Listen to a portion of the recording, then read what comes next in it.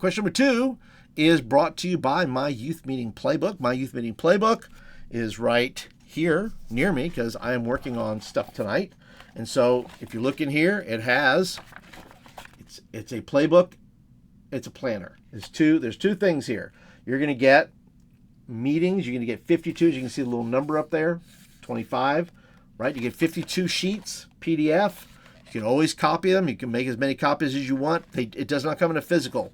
It's not this is my physical. I copied it, and you can do the same. Just take it to your local Kinko's or wherever you may be, and UPS, wherever, and get it printed for yourself right from the PDF. And I've made it and formatted it in such a way that it's going to be super simple, not super complicated, no extra pages, straight up, all that. So like I said, if you want, you have all the meeting pieces and parts in your meeting here. If you look on this side, if you look on this side right here, it has all your meeting parts in there that I encourage you to look through. And then there's another one that comes in and is another book, another PDF, which is this is the planner part. And then there's a playbook part, which tells you how to use this. So if you're new to youth ministry, great resource to have. So question number 2 is, I have a small youth group. How can I gain momentum?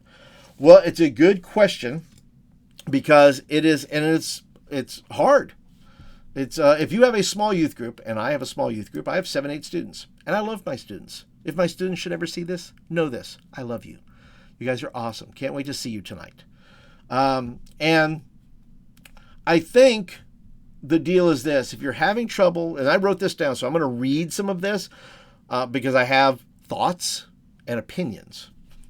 And here's what I wrote down. And you can take it as a motivational statement, or you can take it as a word from the Lord some way, okay? And I wrote down, the time for safety is over. Safe is overrated.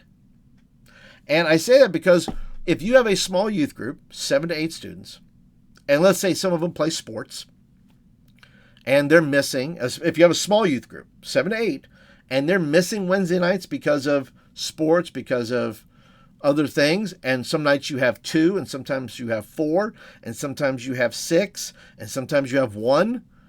It happens. I understand. I promise. And it's super difficult to maintain any type of consistency because you're having to train and move around the numbers you have. But I would say that no matter what your numbers are, you have to show up. Be a youth pastor. Be a youth pastor of that 1. Until you're ready to be a youth pastor of 1, you can't be youth pastor of 100. Okay? If you can't be youth pastor for 1, you can't be youth pastor for 100. And I'm not saying God's going to give you 100 students. I'm just saying be youth pastor for 1. Be youth pastor for 1. If you can do that, you're good. But I think, here's where my answer comes in. I think it might be time, if you're running into that brick wall, I think it's time to have a meeting with parents and your pastor. Because you have to ask, do parents understand the goals of the youth ministry? Does the pastor know and understand the goals of the youth ministry? Does the church know the goals and the plans of the youth ministry? Okay? There's no shame in asking for help. Because if you're reaching a point where now you can't, you're just not, every week is sadness, and you're just sad because you can't get the momentum, or you can't get enough kids, or you can't do enough this. It's time to have a meeting. It's time to gather people up and say, I need help. I am lost in the weeds here, okay? And we got to get on the same page. What can we do to, first of all, pour into our students? Before we reach out to other kids, how can we pour into our kids? How can we pour into these students? How can we build consistency among the students we have? Because if we're reaching other people, I don't think it's going to matter. You can gain all these other kids, but it's not going to be, I don't think it's going to be what you think. I think, you'll get them, but man, the kids you start out with, those are the kids, man. Those are the students you've started with. And quite frankly, the students you were probably hired to minister to in the first place. So I would say this: you got to have a meeting, pastor, parents, church board, whoever you got to have. And as far as, listen, you have to be able to come up with a standard. You have to be able to come up with, do we need to change the youth night of the week? Is it a night of the week problem? And you're talking about practical issues. We're not talking about blame. We're not blaming parents. We're not blaming students. We're not blaming people. We're saying what is best for our students and how can we build just consistency. Just consistency. That's all I'm looking for. We're not looking for super powerful growth here. We're not looking for 500 kids. We're saying, look, how can we make this adaptable, build our youth program around the students we have currently to be able to find momentum with the kids we have?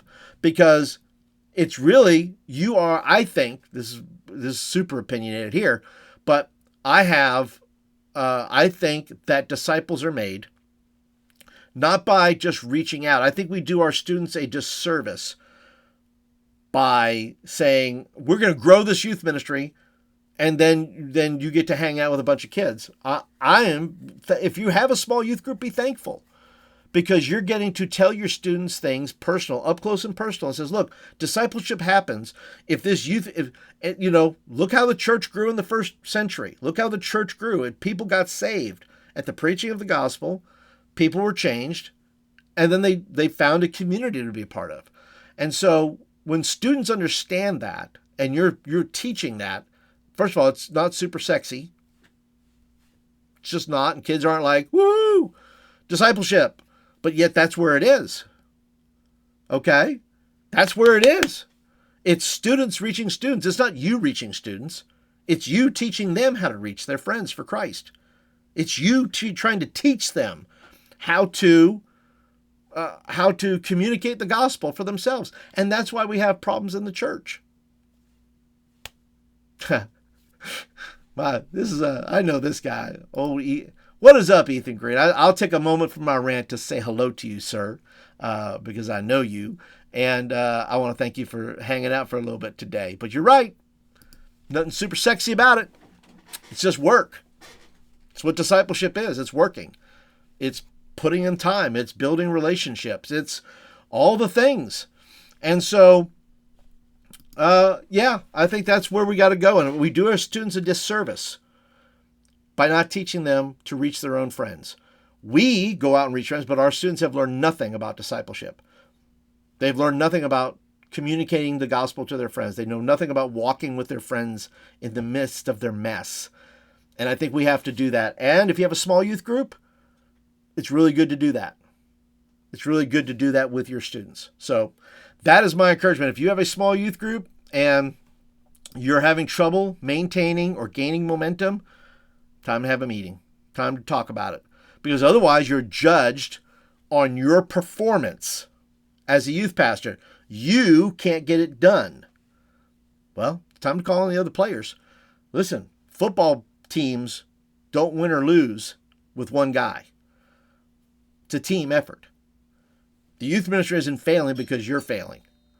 The youth ministry is failing for 1,000 other reasons. It's not just because of you. So if you think it's just your fault, I'm just telling you it's not completely your fault. You may be part of it. I'm not excusing you. I'm just saying that it does not rise or fall upon you, the individual leader, in the sense of how the youth ministry grows. You're the leader. You got to be the leader. But the success of your youth ministry is not entirely upon you. It is upon the church. And the church has to come in. Other people, and by the church, I mean other people, the pastor, the parents, church board, whoever it is, and say, how do we help you, youth pastor? What do we have to do to make this work? And that's the deal. That's the deal.